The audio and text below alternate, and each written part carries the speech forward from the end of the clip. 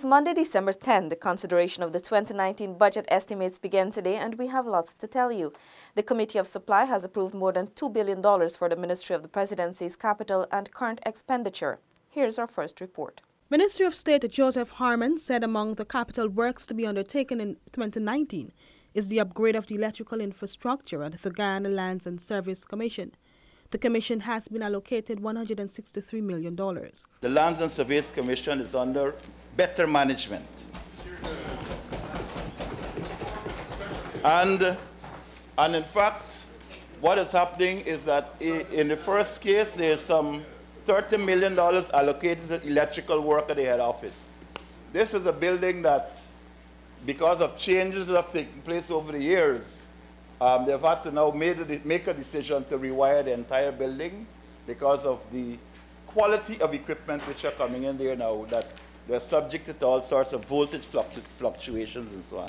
So they're going to spend $30 million to do that, since no upgrade was done in this regard for over 40 years. The state minister said some $12 million will be spent to improve the National Intelligence Center as government continues to invest in national security. This $12.5 million is basically to improve the capacity of the NIC to store information and to be able to provide better coverage for the national intelligence and security system. The minister was at the time responding to questions put by the opposition members of parliament regarding sums allocated in the 2019 budgetary estimates for current and capital spending by the Ministry of the Presidency. Reporting for InfoHub, Alexis Rodney. In this Delicia Haynes report, she tells us that the Department of Citizenship will be equipping and effectively operationalizing passport and immigration offices in the regions as part of its decentralization efforts. This is part of a $1.55 billion allocation which has been approved today in the Parliamentary Committee of Supply. Part of the allocation was $713.5 million for the furnishing and outfitting of several regional passport offices throughout Guyana.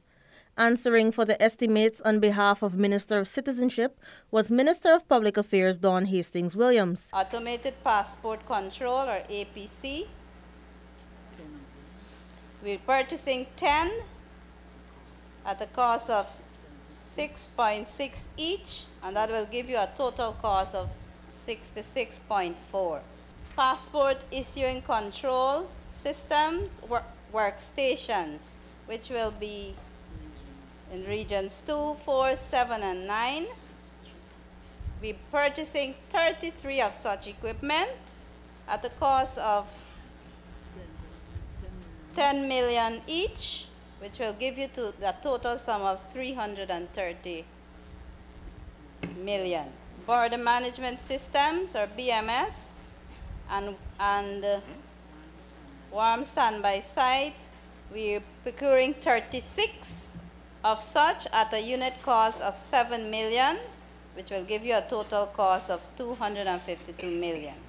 Printers for certificates, we're procuring 6 of such at 2.5 each, which will give you $15 million total. And then we have microfilm reader. We're purchasing 4 of such. Meanwhile, other areas which this $1.5 billion allocation caters for include the procurement of passports and birth certificates with new and improved security features. Also catered for under the department's budget are routine maintenance of the Stephen Campbell House and the continuation of the digitization project at the General Registrar's Office, which is about 80% complete and will come to an end in August 2019. For InfoHub, Delicia Haynes. $1.5 billion has been approved by the Committee of Supply for training of public servants in the provision of scholarships. Renetta LaFleur has the details. Defending the approved amount, Minister of Public Service Rupert Rupnaraine explained that the training opportunities vary in several fields of studies. Soil mechanics, counseling studies for the MSc, psychology, MSc, mathematics, Masters in Criminology, the degree of Master of Science in Integrated Petroleum Geoscience, an MSc in Computer Forensics, a Master of Science in Cybersecurity, MSc in Big Data Analytics, Museum Studies, History of Art, Oil and Gas Management, MSc in Animal Breeding and Genetics, and Cybersecurity and Management. During his 2019 budget presentation, Minister of Finance Winston Jordan noted that the government is aware of the effectiveness of public service delivery for the strength of the national institutions, efficiency of its systems, and practice of sound public financial management. We recognize that no public administration can function effectively without competent leadership and technical proficiency. As such, we will continue to prioritize improving tax administration, strengthening results-based budgeting, and capacity building. Also, in 2019, public servants will also benefit from wages and salaries increase. Renette Lafleur for InfoHub. In the petroleum sector, the Ghana Oil and Gas Association has suggested that the approach to local content in Ghana be refocused with emphasis on a more competitive and efficient local industry. Alexis Rodney filed that report. Director of the Guyana Oil and Gas Association, Nigel Hughes, said on Saturday that the country could be a first-world destination within 12 years. This, he said, can be achieved if Guyana works towards becoming the preferred destination for investment. The go-ahead was delivering an address at the annual dinner and gala of the Shipping Association of Guyana at Park Rain Hotel. According to Hughes, Guyana is fortunate to have relatively low cost of production for complex DC operations, which could keep reducing over the next 5 years. He said the country does not have a large working population for which it has to provide jobs, and noted that highly skilled, well-paid and competitive is the goal for employment in Guyana. You said the discussion on local content in Guyana must concentrate on contributing to lowering the cost of production, less lead time, more efficient operations, according to the official instituting local content policy, which drives costs in the opposite direction, will not strengthen benefits. The cost of developing new deep water barrels, he said, has fallen over 50% since 2013. The attorney said in efforts to create efficient local content, the country should first scope the areas for real capital growth and development in Guyana.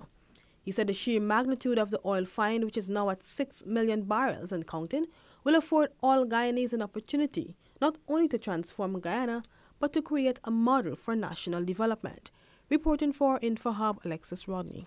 Still to come, Region 10 loggers sensitized and Ghana projected to become a first world destination in under 12 years.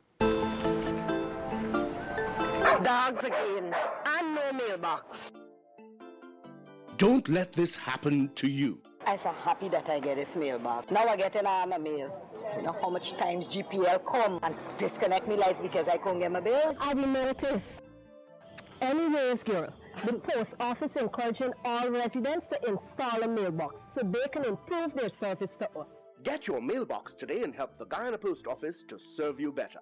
Welcome back. With the conclusion of their training course, 56 aquaculture farmers are now equipped to operate their own facilities. Over the weekend, they toured the Satideo Saw Aquaculture Station at Monrepo. Felicia Valenzuela reports. On Saturday, the participants were guided by Professor Chen Zaiyu from the Fujian Institute of Oceanography on the proper method of testing water for foreign bodies and oxygen, which, if not done correctly, can threaten the life of the fish. They were also given a step-by-step guide on fish dissection. Nikita Duki, Fisheries Officer from the Ministry of Agriculture, says the site visit and tours are part of the education process as it affords the participants hands-on training. The course, which began on November 28, officially ends today. Speaking at the graduation ceremony, Counselor of the Chinese Embassy in Guyana, Mr. Chen Zailai, says the training was aimed at improving the integrated technology and management level of aquaculture in Guyana so as to promote industry development. Mr. Chen says based on the enthusiasm of the participants during the course, coupled with continued collaboration between the two countries, he expects a further growth of the industry. There is an old saying in China, where there is a will, there is a way. We believe that under the leadership of the Guyanese government, especially the Ministry of Agriculture in Guyana, together with the joint efforts of the participants, business investors, and numerous farmers, aquaculture in Guyana will start a new development model so as to promote the all-around construction of fishery industrial trade in Guyana. This year marks 46 years since Guyana and China began diplomatic relations, and according to Mr. Chen, China remains committed to further strengthening these relations in the various fields. Under the framework of the Belt and Road Initiative, China is willing to continue to actively expand and deepen cooperation with Guyana in various fields, and continue to provide support to Guyana's social and economic development and improvement of people's livelihood within our power, so as to assist sustainable and healthy development of Guyana's economy and escalate the cooperative relationship between our two countries to a new level. The participants of the program came from the private sector, government agencies, civil society, security services, the University of Ghana, and farmers from across the region. Reporting for InfoHub, Felicia Valenzuela. Forest operators in Region 10 were recently sensitized on the need to acquire authorization from the Environmental Protection Agency, the EPA, to conduct certain activities. Anara Khan has the details. Forest operators in the communities of Kokwani, Aichuni, Great Falls, 58 Miles, Hururu, and Araima benefited from the workshop hosted by the Environmental Protection Agency. During those sessions, it was emphasized that loggers must acquire environmental authorization from the EPA before utilizing forest resources. EPA Senior Environmental Officer Karen Small Sr. explains. The environmental authorization should be first development consent. It means before you get authorization from any other government body, you need an environmental authorization. And so that is why we're here today, to say that to the loggers that you need an environmental authorization. It is by law. During the workshop, forest operators were given a full overview of the EPA and its operations. They were also educated on the need to be authorized and taken step by step through the process of applying. The efforts by the EPA were welcomed by the loggers. I knew it was necessary for things like gas stations and so on, but I never really saw a connection between environmental authorization and the forest operations.